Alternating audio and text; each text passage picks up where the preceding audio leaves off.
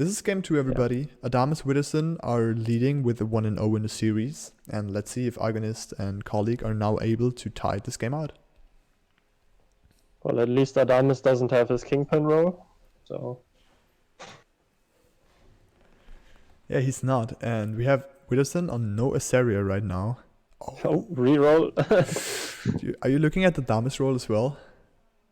I am looking at it, yeah. Oh, this is so juicy. This is so awesome, this roll. Oh my gosh. I want to play this right now.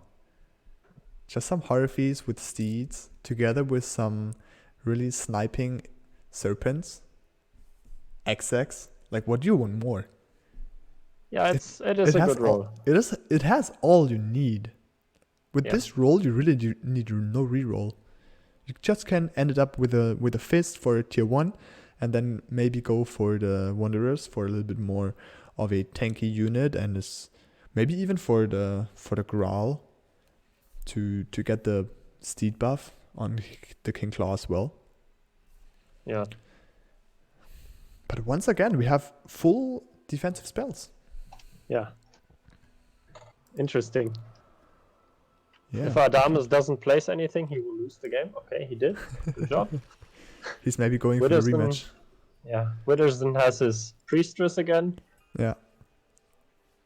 And I even dislike the role he has even more now, this time. But he loves those. He's just confident with the Asaria, it looks like.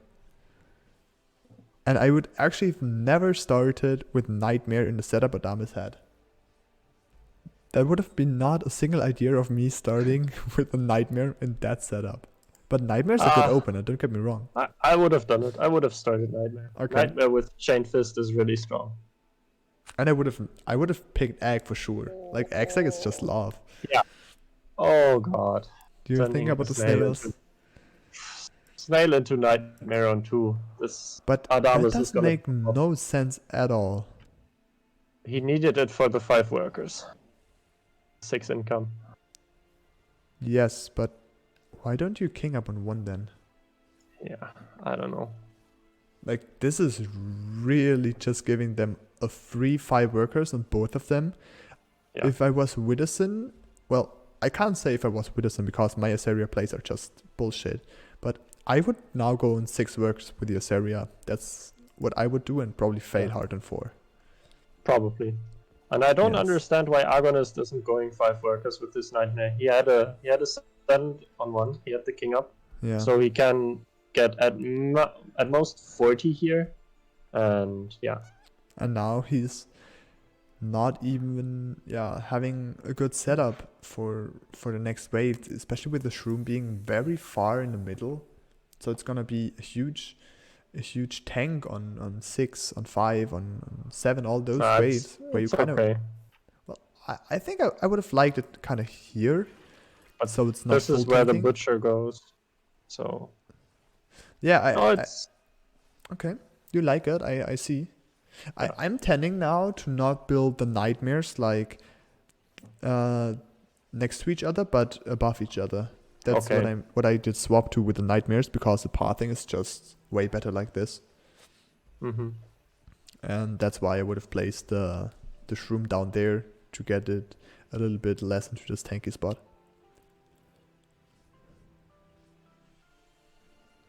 So what does Witterson do for wave 4? He's pretty sure going for a Varg there, which is good tank value and a little bit of DPS. And maybe deciding for a PB boost, anything like this, if he's having the money. Fiend. Interesting. Well, the Fiend is actually pretty good. It's full income, and it's going to spawn in front of the wave, so the Priestess is going to attack it. I kind of like the Fiend sent here if he's not willing to do some income with the Brute. I think he can send 80, right?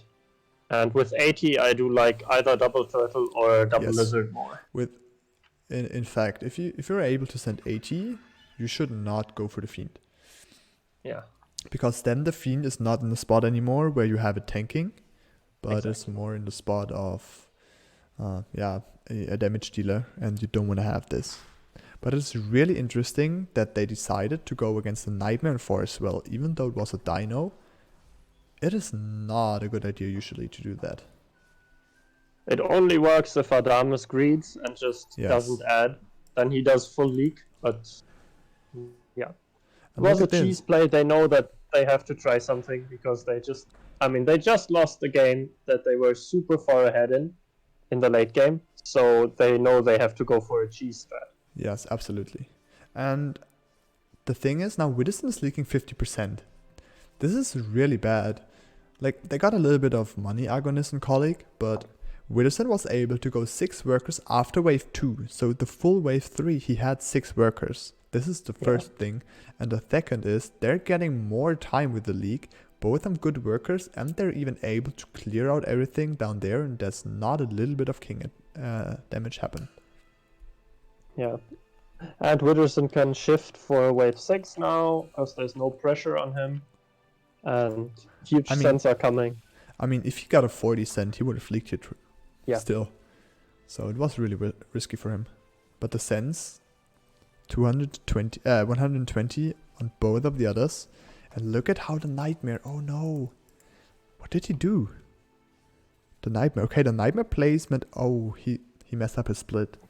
Yeah, that's what happens if you build like this. You need to have a split on the same height. Yes, exactly. Half a square down from the butcher. So this bus here had to be up here to be able to split the wave properly to protect your Nightmare in that scenario. And this is huge leaks on wave 5. Wave 5, in my opinion, together with wave 7, one of the strongest against the king, I feel. Yeah. And it's even a really bad spell. Like Frost Chain, it's not only bad on 5, it's basically bad in any situation of the game besides 10 and 20. Maybe on 13 as well. But this is huge already, and they're now having not only the worker lead, they're having the king HP league, and they're having the gold lead right there. 285 gold before 6 on Widdowson. Well, yeah. Why not go for a banana bunk if you had one? He could have gone for a boar, which is completely useless on 6. Yeah. I think this is pretty over, honestly. Damn, I would actually love to see a boar right now. Just for the flex, you know? I mean, Alpha Male yeah, go on, please. In the first game, yes, because mind games for the second one, but this is the second game, so it's not worth it to mind game them and to tilt them. Well, if you do it now, it's just 100% disrespecting. Yeah. Which is kind of funny as well, but it's kind of unsportsmanlike. Yeah. But I like the Alpha Male. It's just beautiful. Yes. A good tank here. It's good damage the next 2 waves. And it's just not losing power. Yeah. What do you say about... Yeah, please go ahead. Wave 7. This is... Adamus isn't great on 7, and Widdowson isn't really good on 7 either, and we have once again pretty big sense coming. Absolutely. So this is maybe the only chance Agonist and Korek have. Wait, did you just say Adamus is not that good on 7? Well, he has a Nightmare. He's having 2 Nightmares and 3 Oathbreaker. He's actually the best of everybody here on 7. He doesn't have any arcane tanks, is what I want to say. Well, you're having Oathbreaker and Nightmare. Like, the wave will not even see the light of the living for long with the Nightmares. And the Oathbreaker. It's probably really strong enough. Yeah, it's probably gonna hold here, and maybe even the Millennium is oh no, it might even be holding or leaking the Cannoneer. The placement was actually pretty good, even though it is a really weird build. I can show you the build real quick on tap. Leaking some. We're having Widdowson holding, Adamus holding, both just pushing the workers. They don't have to fear a lot the next waves. Yeah. Oh, the only way Adamus leaks is if he gets 3 brutes into the setup. That does leak him. Yeah. But... Or a Cannoneer maybe. Cannoneer Brute would have helped as well, I think. But I think 3 brutes or a Mimic might have been the best. Because the thing with Nightmares is that they're often glitching around, and if you're just happy to hit with a Mimic on a Nightmare, he's down in 3 or 4 hits. Yeah, absolutely. And if the nightmares get sniped, then you just leak. Absolutely. This is kind of the problem with having a nightmare role where you're mainly building your setup around one unit that has to survive. And as soon as there's some bug happening or there's some really strong send coming and the nightmare is dead, you're having a huge problem. It's the same with the priestess though. Exactly, yes. Early game especially. Yeah. For the priestess. Because later you're going to have other carry units. Whereas Nightmare will still stay. Yeah. You kind of commit on the full game. It's like a marriage where there's no return. Yeah. we had to make some bad. Well, I had to make some bad jokes about it. Yeah. Oof, Adam is sending huge here. Absolutely, 3 brutes already pre-income. There might be another 40 to come. Yeah. And once again, Agonist and Kolek are not sending on 9, even though they are not great on 9 and expect a big send. I'm not sure I like... Same. And Kolek is super low value, holy crap. I'm kind of unsure if they will do king ups once again. So we already see it, they're discussing it, and there was the ping from Agonist that, okay, I'm not that bad here with a doppel, but actually against 3 brutes and 2 snails, you are bad with a doppel on wave 9.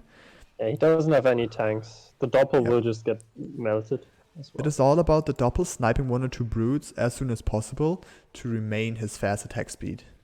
And the fact that the LIHL is just standing on the side, where it's not tanking for the doppelganger, is just awful for him. This is game. This is game. This is it. This was a pretty clean 2-0 in the second game.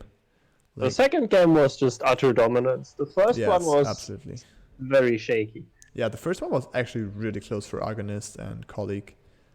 And in the second one, Adames and Widdison showed them that they're the 2 top 10 players.